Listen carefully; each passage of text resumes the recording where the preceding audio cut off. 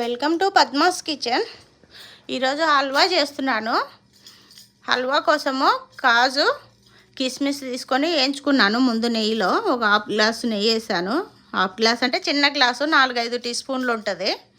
నెయ్యి వేసి దాంట్లో డ్రై ఫ్రూట్స్ వేయించుకోవాలి. కిస్మిస్ ఇష్టం లేని వాళ్ళు తీసేయండి, కాజు వేసుకోండి. అదే నెయ్యిలో ఒక గ్లాసు రవ్వ వేయించుకున్నాను. దీంట్లో నెయ్యి ఎక్కువ అయితేనే బాగుంటుంది. నేను మోయినంగా వేసాను, మీరు కూడా అట్లానే వేసుకోండి. ఎక్కువ తిన్నా మంచిది కాదు.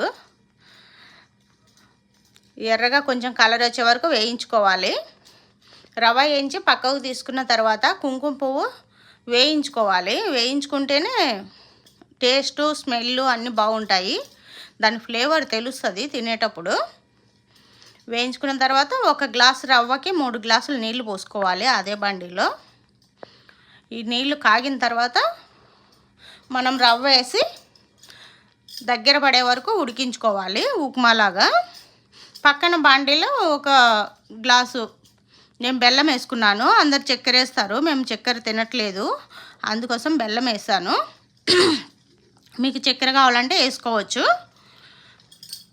మన ఈ రవ్వ చిక్కబడిన తర్వాత ఉప్మాలాగా దగ్గరికి అయిన తర్వాత బెల్లం వేసి కలబెట్టుకోవాలి. వడగట్టాలి బెల్లము, అందుకని పక్కన కాగబెట్టాను. ఒక గ్లాసు బెల్లము, హాఫ్ గ్లాసు నీళ్లు పోసి కాగబెట్టాను. అది వడగట్టుకోవాలి. నలుసులు రాళ్ళు ఉంటాయి ఒక్కోసారి, అవి ఉన్నప్పుడు పక్కకి వెళ్ళిపోతాయి. వడగడితే తినేటప్పుడు మనకు బాగుంటుంది అనమాట. బెల్లం నీళ్ళు వడగట్టి పోసిన తర్వాత మళ్ళీ లంప్స్ లేకుండా కలుపుకోవాలి. దాంతోపాటు ఒక హాఫ్ స్పూను ఇది యాలక్కాయ పొడి వేసుకోవాలి, ఫ్లేవర్ కోసము బాగుంటుంది. ఈ బెల్లం అంతా చిక్కబడి బాగా దగ్గరకు వచ్చే వరకు కలుపుకోవాలి, బాగుంటుంది.